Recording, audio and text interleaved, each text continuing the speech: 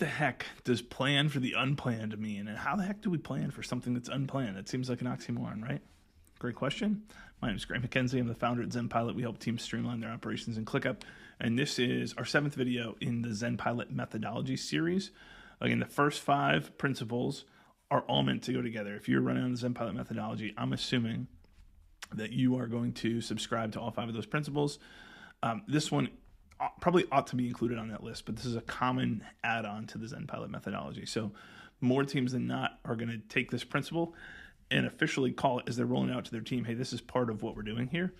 But not every team says it as explicitly. So I've got this one separated out a little bit. Okay, let's talk about what in the world does plan for the unplanned mean. So let's pull it up. And if you've got any questions on this, please leave a comment on the channel. If you've not yet subscribed, go ahead and subscribe. Watch the other videos in the ZenPilot Methodology series. Think about your team, your organization, your business. Every single team has a ratio of planned work to unplanned work. So there are teams, accounting firms are like some of my favorite clients to work with because the percentage of work that they have coming in that is planned going into a year is generally pretty high. I know when tax season is going to hit. I know when estimated taxes have to be submitted. I know when this accountable reimbursement sheet gets done. I know when we're having these strategy calls, these tax planning calls with clients. Like a lot of that stuff is on really nice rhythms. Then we've got other stuff that pops up. This client's having, a major life event. They're going through an acquisition, a divorce, a major purchase, a major move. This client got audited. Like there's the unplanned stuff that pops up, and we need to have capacity for that. That's one extreme. The other end of the extreme, in some cases, is like IT service businesses that are dealing with lots of reactive support requests. I don't know how many things are going to pop up. I don't know what update's going to roll out, and it breaks for all these clients and all this organization. Those actually tend to be somewhat repeatable as well. But there are other cases where you've got a services firm or non-services firm who's really built around this reactive way of working. Like, hey, we get paid to be here and solve the problem quickly when a client has a problem. And so because of that, there's way less repeatability or I don't know. The way to think about this is like, I'm talking to you on a Friday. How much of your week for next week do you already know what you need to do? Versus we're going to get into it and I'm going to figure it out. Okay, so that's one, is by business, you've got a ratio of planned to unplanned work.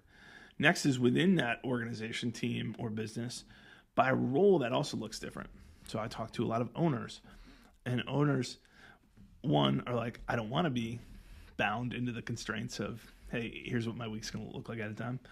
So some of this is self-imposed, but also the nature of the business is, I don't know what great new introduction or referral is going to pop up that I can go spend time on. I don't know what employee is going to call me and say, hey, this isn't working out. I'm going to leave. And I'm not giving you 2 weeks notice. Like I'm done at the end of the day today. I don't know what client is going to freak out about something and call, there's just this amount of stuff that you don't know going into a week. And so by role, that's also going to look different. So that seems pretty straightforward, right? Our methodology needs to account for that somewhere, which means if you're trying to do capacity planning, you want visibility and control over how your team works. If you say, we got 20 people on the team, all 20 people work 40 hours, and on Friday at 4 o'clock in the afternoon, their entire 40 hours should be scheduled out for next week, like you are sunk for the next week unless you're planning for part of that time being dynamic. Things are going to pop up. We don't know exactly what's going to happen. So what I want to run through here is just like real quickly how to think about this. Oh, and I'm skipping one, right? This is why I should have been reading what I've got on the screen that you've been able to read here. Seasonality hits here too. So certain seasons, businesses are more predictable and less predictable. So you want to think about that. Like, what's your organization type? What's the role? And then what's the seasonality? Are there times of year that you're more or less predictable? This seasonality is true. Like, this is objectively true. I've seen it. We've worked with way too many teams. We've worked with over 3,000 teams. Way too many teams to reject this. And this is the hardest one for people to get their heads around. Like, how do I plan for that? So you can know, oh, going into the summer, my buyers aren't like, nobody's making new purchasing decisions. This is mostly going to be more of like the ongoing, the routine work. This is a great time for routine maintenance. We might be able to be more planned in the summer. Well, then we need to adjust our expectations for how much, like, how do we allocate workload a little bit by seasonality here as well. So it's kind of like a nuanced detail. I would much rather, I would like for sure say, hey, you got to start by understanding these things and say, generally, how do we as a company, how much is planned versus unplanned, and then by rule. Seasonality that's like the third level. You unlock this one, you're in graduate level classes. Okay, great context, great background. What does all this mean for how we plan work? Well, this needs to impact how you assign work out and what your targets are as you're planning for your team. So a good starting point for the typical team is to go in each week with 80 to 90% of your capacity already planned for. So, think 32, 36 hours kind of pre-planned for your team. That means there's a task. Everything, if it's not in ClickUp, it didn't happen. So tasks are in ClickUp with due dates. There's time estimates attached to those. And then what we need to think here is like, oh, that's also got to vary by role in the organization. By the way, like you pick and choose what you think this number is. If you've done time tracking previously, go back and look at time tracking data to figure this out. If you need help, talk to us. Go to zenpilot.com/call and book a call, and let's walk through this. And if you have not yet done that, track time, then this is purely like finger in the wind. I'm just guessing at roughly where we are. And I would be surprised. I would think with my experience, I'd be great at talking to you and saying, oh, hey, you're about 70%. It's wild to me how often that's different from when we actually have solid time tracking data. So I'm not the perfect person at figuring this out at all. I don't think there's a perfect person at figuring this out. I think the reality is like, hey, we need some data to tell us this.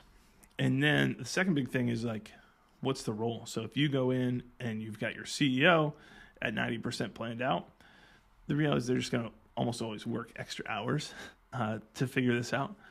But I'd rather have the bandwidth to take on, here's some things that pop up.